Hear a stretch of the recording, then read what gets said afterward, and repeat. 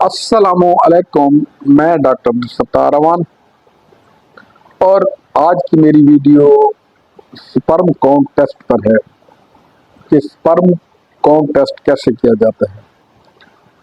جب ایک شادی شدہ جوڑا 1 سال تک اکٹھا رہے اور اولاد نہ ہو تو مرد کو فرٹائل کے لیے اپنا ٹیسٹ کروا لینا چاہیے۔ تو یہ سب سے پہلا ٹیسٹ ہوتا ہے کہ مردانہ بانجھ پن تو نہیں ہے۔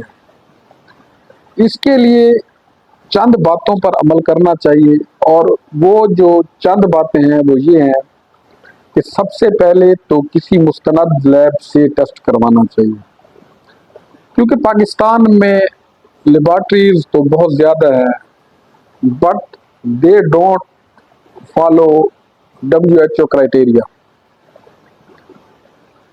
دوسری بات، سیمپل لینے کے لیے ضروری ہے کہ تقریباً 72 سے 96 گھنٹے تک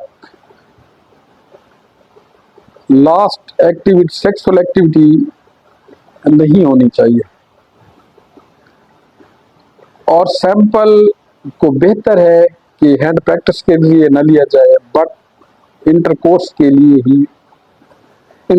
کر کے ہی لیا جانا چاہیے، تاکہ سیمپل صحت مند ہو۔ سیمپل میں سیمپل کم از کم 15 منٹ کے اندر لیب پہنچ جانا چاہیے اور 1 آور میں ٹیسٹ ہو جانا چاہیے۔ سیمن انالیسز میں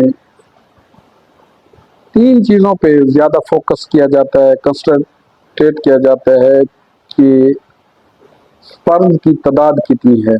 وہ تقریباً 1 ml میں 15 ملین ہوتی ہے۔ موٹیلٹی موومنٹ پہ زیادہ فوکس کیا جاتا ہے کہ سپرم کی حرکت اور نقل و حرکت وہ تقریباً 32% منیمم ہونی چاہیے، اور لاسٹ پہ مارفالوجی میں سپرم کم منیمم 4% ہونا چاہیے۔ اس سے آپ کو رف اسسمنٹ ہو جاتی ہے کہ آپ فرٹیلائزیشن کے قابل ہیں یا نہیں، آپ بچہ پیدا کرنے کے قابل ہیں یا نہیں ہیں۔ اس میں گھبرانے والی کوئی بات نہیں ہے۔ آج کل تو یوتھ میں بھی اتنا شعور آ گیا ہے کہ وہ انمیرڈ لوگ ہمارے پاس آتے ہیں اور وہ شادی سے پہلے ہی اپنے ٹیسٹ کروانا چاہتے ہیں۔ امید ہے آپ کو میری آج کی ویڈیو پسند آئی ہوگی۔ اپنا اور اپنے پیاروں کا خیال رکھیں۔ ملتے ہیں نیکسٹ ویڈیو کے ساتھ۔ تھینک یو، شکریہ۔